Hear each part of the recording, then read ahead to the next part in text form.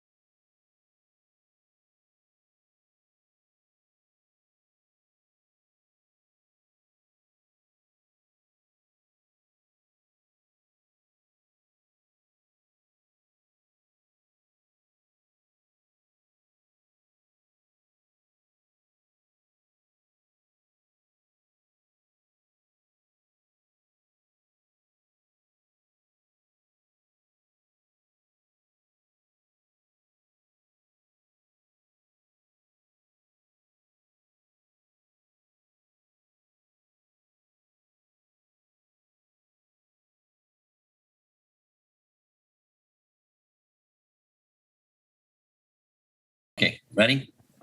Yeah. Okay. Hi, everybody. Will here with this week's interview chair. I have none other than my dearest friend, Amy Rodrigues. How are you, Amy? I'm good, thank you. How are you, Will? I'm good. Look how beautiful you look. Oh, my God.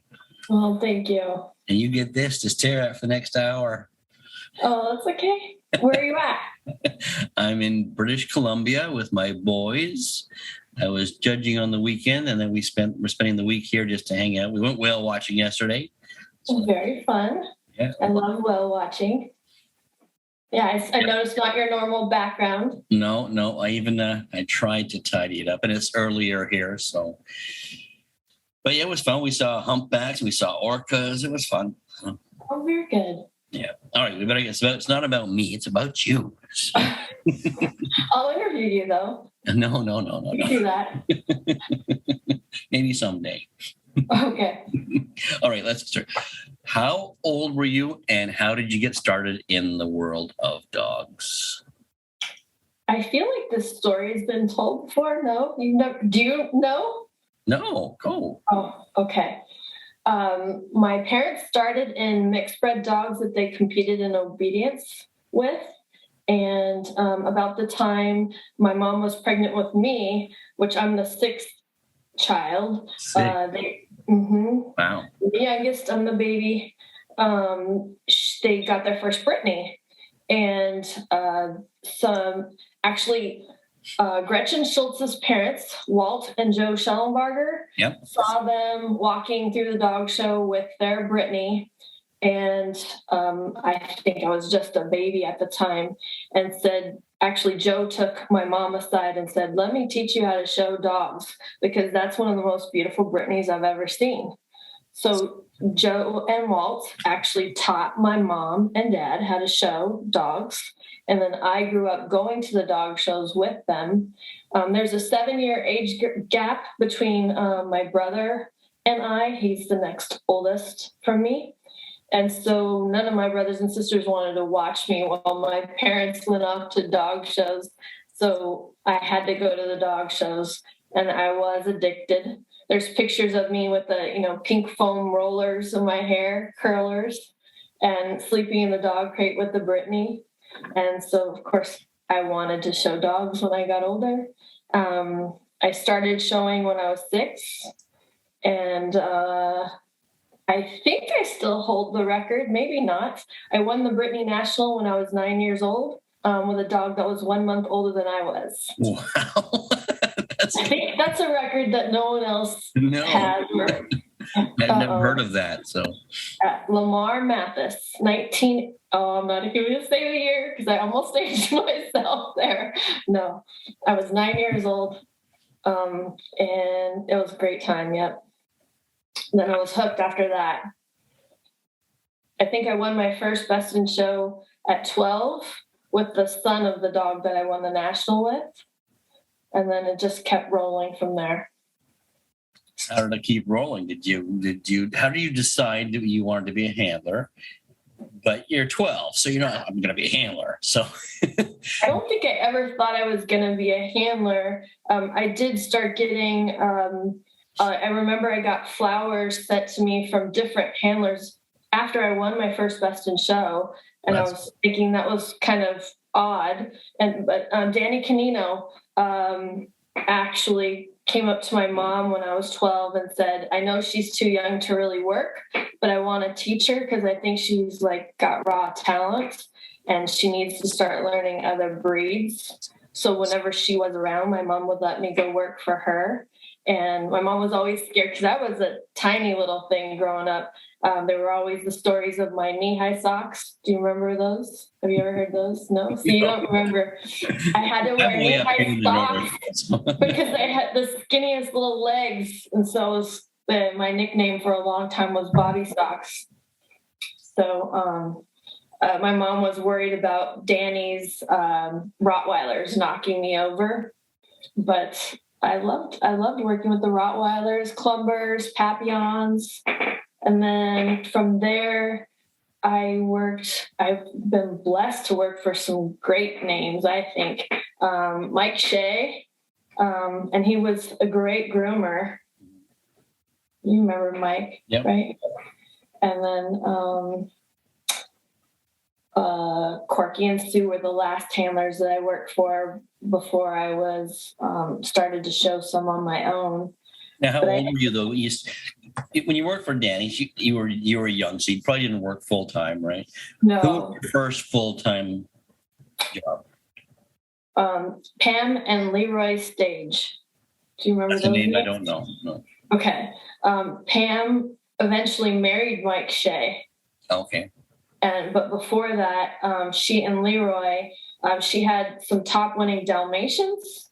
She had some Whippets, I think from the same lines that I want to say they're related to the lines that Lori Wilson Post's line comes from. And then she had Sammy's for, goodness. God, now you're going to get me on the names. Marty Ward. You remember Tom Ward? Yes, yep. Yes, that whole family. Pam used to show their Sammys years ago. And Leroy had top winning Rhodesian Ridgebacks for Barbara Rupert. Gosh, I can't believe I remember these names. You're good at this. I couldn't do this. Oh. Yeah. Maybe I should apply for my judging license while I remember all these names and history. But I think it just kept rolling. I worked for one person after another. Pam and Leroy did break up. And then Pam married Mike, and I worked for the two of them together. I did get to work for some great Doberman handlers, not full-time live-in, but I did work for a while for Andy and for Mo, and Bill Shelton.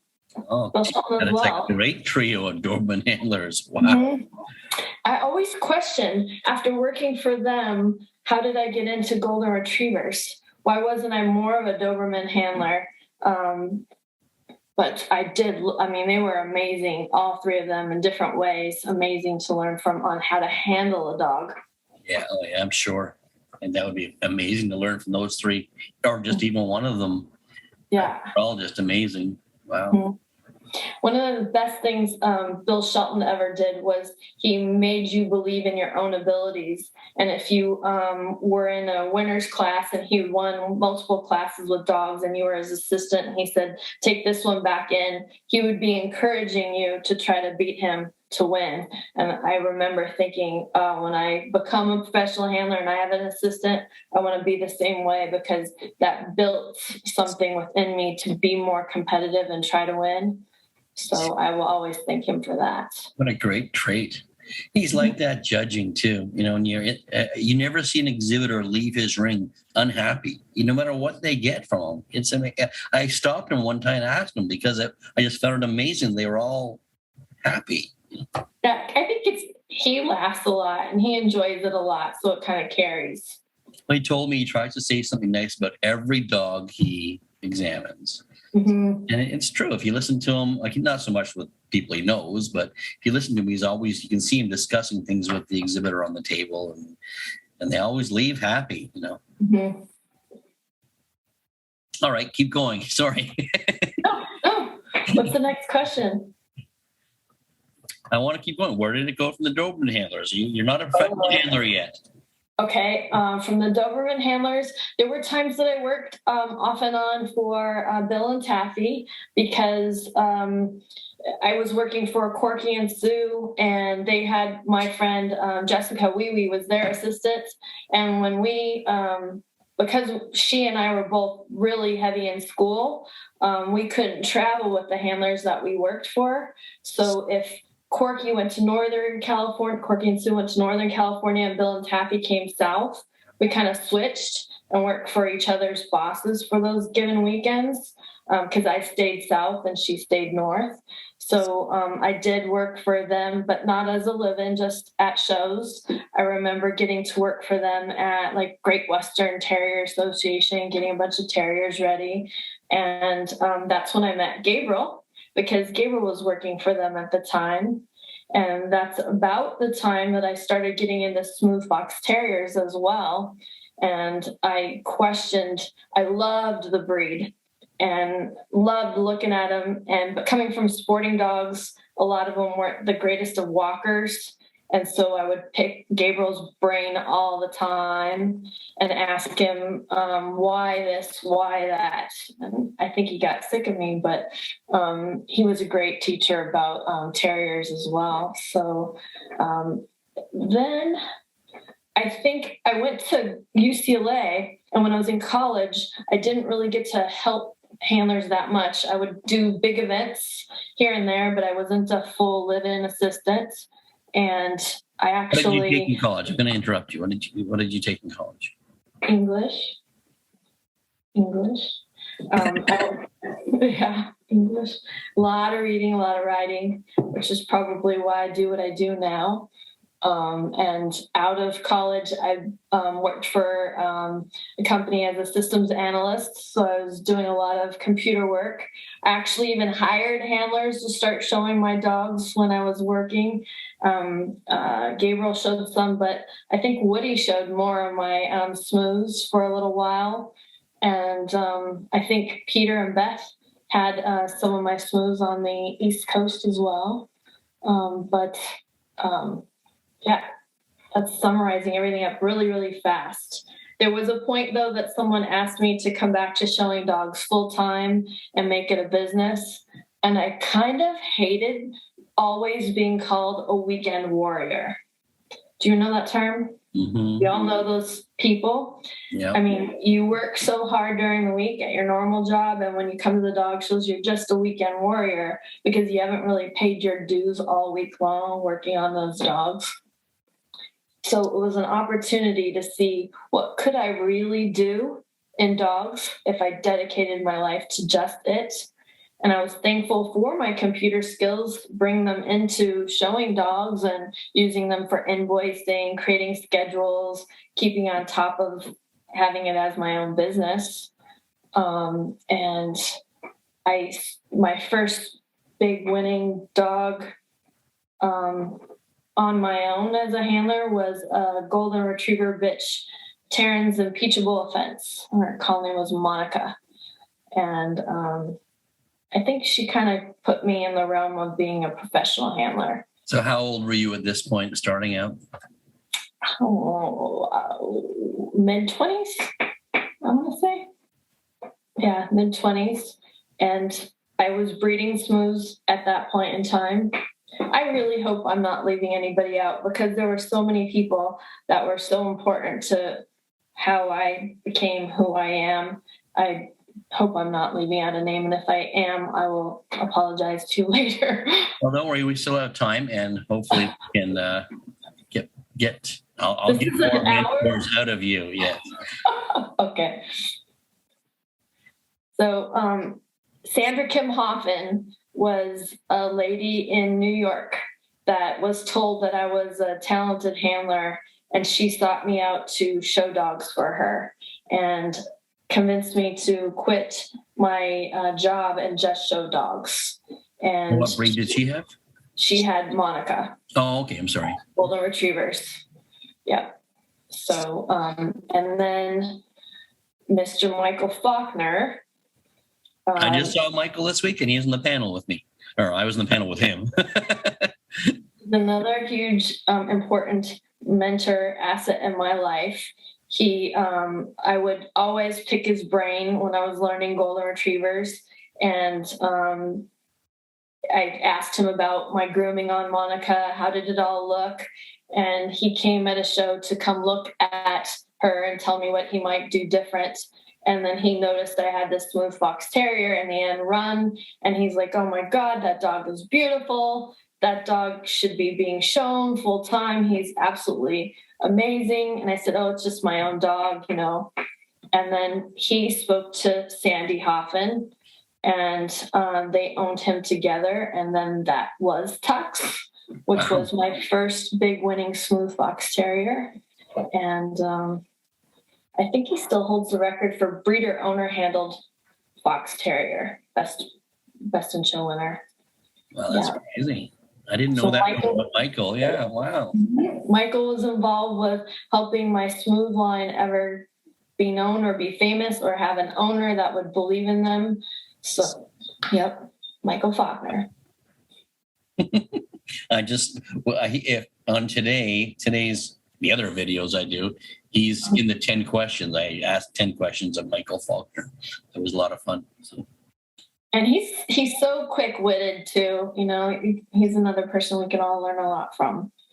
But I definitely owe him for that, seeing something in that dog and pushing me to show him full time, and Sandy owning him for me. That is amazing. That's a great story. Mm-hmm. But I'm going to keep going. Where did it go from there? Oh my goodness! I want everything. So. No, there might be some years I don't want to talk about anymore. But you can do that. I'm not Jerry Springer, so. Okay, no. There's nothing bad. There's nothing bad. Everything makes you who you are. But definitely dated different people in dog shows, married someone in dog shows, and all of it plays a part on who I am now, and a lot of successes together, a lot before, but where do I go now? After Tux, I still was living in California. I think I moved to Michigan shortly after that. Had started the Blue Rose Kennels business, and amazing career of some of the most. One of the things I absolutely love about showing, or loved about showing dogs, and you tell me if you found the same thing. Some of the people that we showed for and what they did for a living and who they were, that they had the ability to support dogs, you know, the finances, whatever it is, to support dogs. But I think of some of the amazing people I met for being able to show dogs for them and what they've done with their life. So, for example, Mr. Malzoni is incredible. Sandra Kim Hoffman is incredible. And I don't want to go into their personal lives because that's their stories. Ken and Robin Greenslade, amazing. John Baichy, amazing. Allison Godfroyd Fitzpatrick and Sean Fitzpatrick, amazing. And where they are now, and Barbara Hainline and Mark Hainline. I can go on and on, but some of the clients, that has been really cool on top of the dogs. And then it became a pattern of showing for the same people and watching their breeding programs progress. Connie from Purina with the Dalmatians, and Debbie with her Dalmatians, being a part in those breeding programs. And even if they want to listen to a little snippet of advice here or there, or how they're going to do something with breeding, and showing the next Dalmatian or showing the next Brittany, that has been really a lot of fun to me. Because as much as I'm a professional handler, I am a breeder owner handler. And I love watching them from the beginning all the way to what you can make them, or what they are, bringing out their best. Okay, I'm talking too much. What's that? I feel like I'm talking too No, much. you're not. No, you're not. That's absolutely the truth. When I think about some of my dearest friends are my clients that I've had over the years, and that shows a sense of loyalty as well, because you talk to other handlers and they'll go through clients like there's water. And Mm-hmm. I had some that I've been showing dogs 20 years. So it's they become like family. no question. And unfortunately, you spend more time with them than your own family. And that's one thing that I do have a lot of regret now at this age of my life, is how much time was spent away from family. Yeah. So, but definitely amazing people. The dog of my life was definitely Dodger. Yeah. Well, why don't you give me the Dodger story too? The Dodger has a great story. I want to hear. That's what it's all about. So the picture right here, that's actually Tux. And when Tux died, I was like so sad. And he retired with his co-owner, Joe Ovalle. And that was the hard thing too, sending the dogs home. But he retired with Joe, and he would send me videos and send me pictures of him all the time. And when he was getting sick, he would tell me the progress of what was happening and how he was getting sick. And when he actually passed, I didn't want to go to a dog show. And Palm Springs was coming up. So I had to get it together, get my current Golden, get my current Smooth, and fly out to Palm Springs. And I'm wearing my sunglasses because I don't know, I'm not really that emotional, but that dog I was that emotional over. I'm walking through the dog show with my sunglasses on, and I see this man walking this Smooth puppy, and he's dragging his nose on the ground, and he's being really bad. And I was like, oh my God, that looks just like Tux. And so I found my co-breeder, and I was like, who is that puppy? That looks just like Tux. And she goes, oh, of course it does. That's his grandson. That's so-and-so that we bred with, blah, blah, blah. And, because I had moved, I wasn't on top of what my breeding partner in California was doing. And I didn't know who had what. I didn't recognize this man. But that was Dodger walking around with this man. And I was showing a Sebastian son, which, Heidi Gervais, of course. Yeah. Sebastian was one that I co-owned with Heidi. I remember Sebastian. I love Sebastian. His picture's up there. So they're all over in this room somewhere. But and I won best in sweepstakes with the Sebastian son, but I kept pointing to this puppy over there that this man had. And everyone's like, oh, he's skinny. He's this, he's that. He's not behaving really well. And I was like, I'm telling you, that's the great one right there. I love that one too. So, half hour after the show was over, that man that was walking that puppy comes over with a crate, a health certificate, and a dog, and says, I hear that you really love this dog, and it's really your breeding, and I'm sorry about Tux. I would really like it if you take this dog home. I know you'll do better with it than I ever could. That's an amazing story. You gave me a bit of a goosebump story. Wow. So I called home at the time and said, I'm coming back with another dog, not another Smooth, yet another Smooth. And I flew from there to the Florida circuit.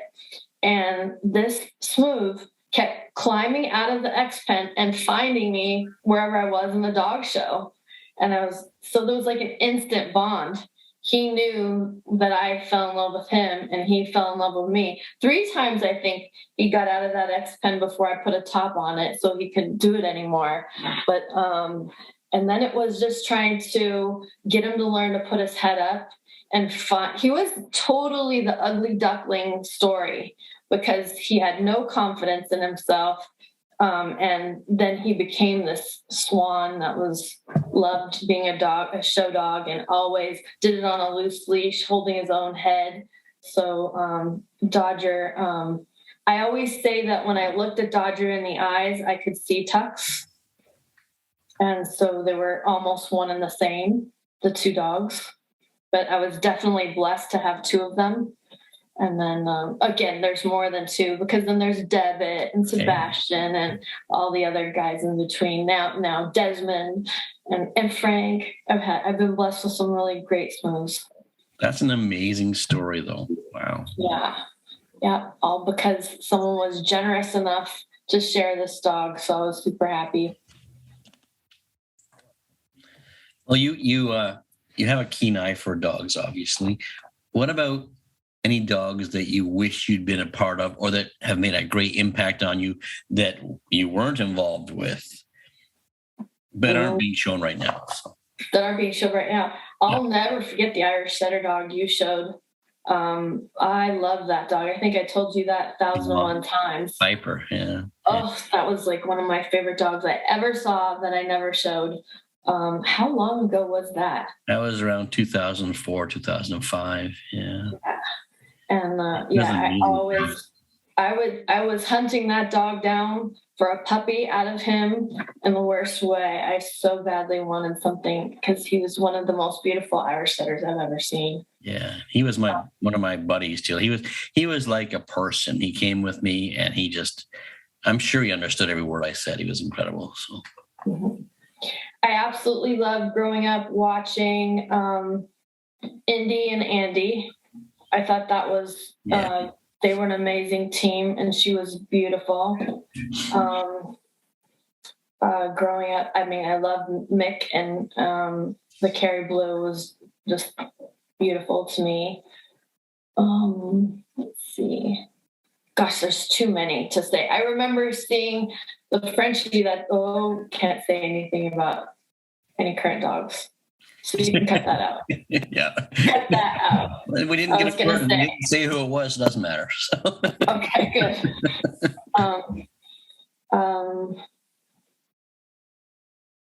Dogs. You stumped me. Or at least maybe I'm just tired of talking. Well, let's go back to mentors, and because you talked about some earlier ones, there's probably ones out there that they don't even know that they were your mentors.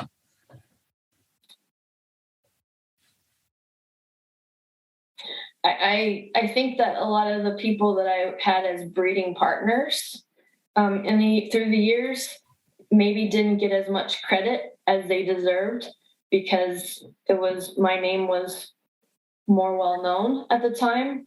But there were so many people that I've bred with, whether it was, and I don't know if you know, Broxton is my kennel name, my personal kennel name, and it stands for BR is Brittany's, OX is Fox, and DEN is Golden's. And there have been so many people that without their help in those three breeds, the success of Broxton wouldn't have happened. So I always wish that I could make this big long list, and if I have an opportunity like this, read all their names off. But I just want to say, all of you, you know who you are, and you know how important you were to all of the dogs. And I always say a great dog is a collaboration. Not only does it take a great breeding partner, but it takes a great owner, and it takes a great handler and a great dog to really have the magic. Oh, your beagle that you did a lot of. Now I'm going to point to all the dogs you showed, but your beagle was pretty special. Well, yeah, I can remember when you first saw her. It was the Tar Heel, I think, when you first saw her, and you. I find dogs before they're famous. Yeah, you saw the Tar Heel. Yeah. And I do I have a game where I try to find dogs at dog shows that I've never seen before that inspire me, and then tell the person with the dog that they have the dog and that it inspires me. I think it's a great dog. And I do like to then go back and see which ones have become famous after a while. I got to judge English Setter sweepstakes in Palm Springs a couple of years ago. I think you were judging a sweepstakes there too. And I put up this English Setter bitch, and I thought she was so lovely. And Gareth Fleck Patterson is a mentor of mine. He did a video on what makes a terrier a great terrier. And that's another story. I'll come back to that. But ever since I first watched that video, he was a man that had my respect. And I judged sweepstakes. He judged the regular classes. I put the bitch best in sweepstakes. He put it best of winners. And so I was like so excited because a judge that I had so much respect for found the same thing that I found. And then just recently, the handler that has it sent me a picture, and he had taken it out for one weekend and done some winning in the groups. So I was like, okay, maybe I should judge. So, but Garrett, sorry, go ahead. I said, of course you should judge. Sorry. Yeah, we'll see. I think I am ready. If the process wasn't so difficult, I probably already would be, but we'll see. Gare did a video a long time ago that someone passed to me, and it was before I ever showed him a dog. And he talked about the snippets of looking at any terrier just through the eyes. And that you should know what terrier it is just by looking at it, through the eyes, because each one is slightly different. And he also talked about the 3 like-sized terriers, the Welsh, the Lakeland, and the Fox Terrier. And if you blacken them out, you should know what breed it is by their silhouette. And we shouldn't be being confused by what breed they are, which kind of sometimes happens nowadays. Yeah, I have that theory with this 3 setters too, and I liken them to those 3 terriers. So. Oh, I love that. So before I ever even knew who he was, I saw this video he had done. And then he got to judge the breed in smooth fox terriers at the Garden. And everyone told me, you have no shot to win. You have no shot to win. And this was with Dodger. This was the year that this was 2010. This was the year. And, we showed him February. And I had this unbelievable month in January on the Florida circuit. I don't remember how many best in shows he won, but it was like crazy, winning like I'd never done with a dog before. So I come into the Garden and everyone's telling me, don't expect to win. This judge is not going to put your dog up. So-and-so is going to win. This is going to happen, blah, blah, blah. And I was like, you know what? Everyone is going to see this dog. And I remember going into the ring with such fire in my stomach. And I was going to put on a show, not over the top, but everyone was going to see this dog. Whether I won or lost, everyone was going to see that this dog should have won. And little did anyone know, he wasn't feeling good that morning. So I was a little concerned. I was like, oh, no. But Fox Terriers don't let you know they're sick until they're really sick. So he went in the ring and showed like gangbusters. There's a picture where I come in for the free stack and I'm kneeling and everyone in the crowd is like watching. It's one of my favorite dog show pictures ever. And sure enough, we won the breed. And that was under the man that everyone said I had no shot to win under for political reasons. But I had listened to his videos and knew he was such a great dog man. And if he just looked at my dog, and it was like one of the best wins of my entire life ever, bar none. Best breed of the Garden that year, 2010. I think I got Group 2 under Lorraine Boutwell to Gabriel with a Scotty. So it was a great day. Yeah. Wow. Another good story. Wow. Well, let's move on from that. If a youngster came up to you and said they wanted to be a professional handler, what advice would you give them? Don't do it. It's really, really hard because it's not like it used to be. No. And I hate to say that because I always want to be encouraging. I always want to inspire the next generation. And if we don't, where is it going to go? But I am a little concerned anymore that it's not what it used to be. Too many dog shows and too diluted. But on the other hand, to find the things that are encouraging, the time with your dog and training and building a relationship, and I think is really, really good for any kid. Coming home from school and training and trimming my dog was one of the highlights of my week. And it's like anything with any animal, you learn responsibility and you learn what you put in, you get out. I hope. Just recently I heard that there's a new rule, at least down here, that they're allowing kids to show other people's dogs. Yes. And I think that's good for the sport, because for the kids that don't have their own dog or can't afford it, that allows things to open up a little bit more. I did like when they used to ask questions, and I did like when they let us change dogs with each other, because that showed more ability. I understand the reasons why we don't anymore, but those are kind of the things that I say it's not the way that it used to be. Yeah, we've always been able to do that up here, and we've never had to own our dogs. So, like as a child, I showed Afghans, Irish setters, beagles, whippets, everything. Also, they get the opportunity to do that. Yeah, I was judging junior handling this weekend, and I gave a very talented handler best overall. But this young man I gave second to, he was showing a Gordon setter. And when I came out, Stuart said to me, "Oh, that young man's really good. He usually shows this, but he always goes around it." And she said, "He should probably just stick with one dog. He'd do so much better." And I said, "Not in the long run, he wouldn't." I said, "He's doing the right thing," because he pulled that Gordon setter, and they're not an easy breed to show. No. He did a great job, and he probably did it because I was judging. He probably knew I had a kinship too. Kind of smart. Right. But I was impressed when I found that out, because I think that's what made me who I am. That I was able to show whatever I wanted to, because in juniors I showed whatever I wanted to. So I'm concerned in working for, okay, back up. Sorry. The kids that worked for handlers, I think they're learning a lot more than what's happening in junior handling right now for me. The fact that there's stats in junior handling, the fact that there's all the rankings, that didn't exist when I was a junior. It used to be that when you got to the garden at the end of the year, you found out what your ranking was for the year. So all year, you're just working for every show that you go to.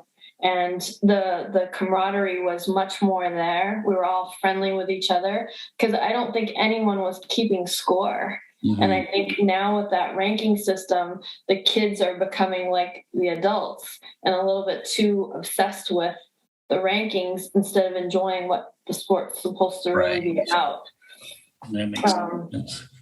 But I do know they are the future of the sport. So what can we do to keep them inspired? I am excited about them getting to show whatever breed of dog. I do have my license to judge juniors, and I do enjoy judging juniors, but I have a hard time when I'm doing it not trying to teach when I'm doing it or give a little piece of advice. So yeah, it's hard. I know I'm the same way, because I do a lot of teaching, so I find it hard when you're in juniors trying not to correct things and give them advice. But oh well. Yeah. So you've had an amazing career. Any more goals? You have another goal in dogs? I want to say I'm really lucky and blessed. I never won a big event. Like, I've never gone best in show at Westminster like you have. The best I've done is a group 2. And I've never gone best in show at like Royal Canin, the AKC show. But I did go best veteran in show with Dodger there. And I did win best bred by in show with one of my golden retrievers there. So I kind of feel like I have accomplished a lot of my goals.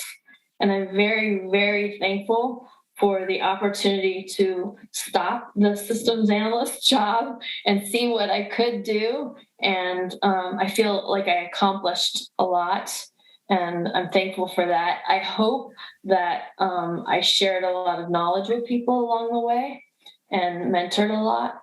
And all the kids that ever worked for me, they're my kids now. And I love them all dearly. There's not one that I don't. But I definitely feel lucky. I still have smooths that I'm breeding.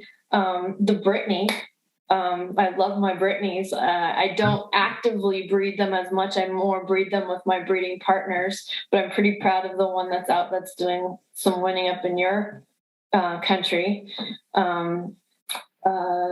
I think I still want to breed and show what I breed and spot show for someone here or there. But again, if I become a judge, which I think that's what I'm leaning towards, I probably won't be showing dogs as much for other people.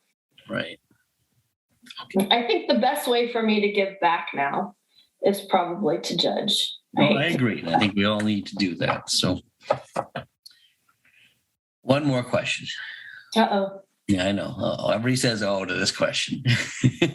If you were to meet let's say the 20-year-old Amy Rodrigues on the street, what advice would you give her now? Oh, no. I know. That's pretty obvious. No, just kidding. No. What would I tell her? Yeah, everything happens for a reason. And when you get to be this age, you're going to be the healthiest and happiest you've ever been. So just live it. And I feel great now. So I'm thankful for everything that I've been through. And I feel blessed. Seriously, I feel so lucky in so many ways. I'm so excited about what's next. So 20-year-old Amy, you got a lot to look forward to. That's a great answer. All right. I won't keep you any longer. Oh, no. Please.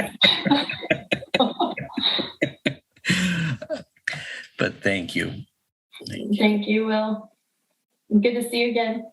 Thanks, guys. Thanks, Amy. That was a great interview, and I knew it would be. If you like what we're doing here, make sure you press the like, share, and subscribe button. If you want to find out what's happening in Will's world, just go to willalexander.net. If you want to talk to me, go to dogshowtips@gmail.com. And don't forget about the podcast every Thursday with myself and Wayne Kavanaugh, The Dog Show Drive. Take care, guys.